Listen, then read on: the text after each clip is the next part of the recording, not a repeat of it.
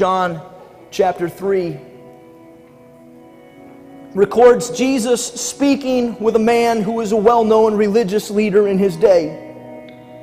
And in his conversation with the man Nicodemus, Jesus shares some valuable insight about the Spirit of God. He says this in John chapter 3 and the first part of verse 8.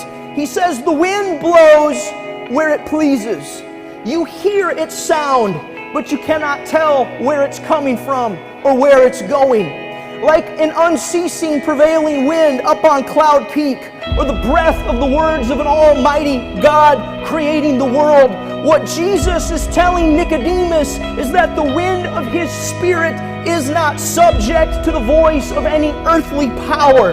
And it is beyond the control or any attempt to control of any human being or any circumstance in your life or any attempt of the enemy to try to block it. What I've come this morning to tell someone here today is this: that the Spirit of God started moving back at the beginning, and it's still moving here now today. There is nothing that can stop it. There's not a sickness in your body that can stop the Spirit of God from moving over and around you. There's not a situation in your life. There's not an addiction too big that can keep God from moving in your life. There's not a situation in your family or on your job. There's not an evil report that can keep that wind from moving, because it moves where it will when it wants to, and it's moving here this morning in this place today. The presence of God is moving.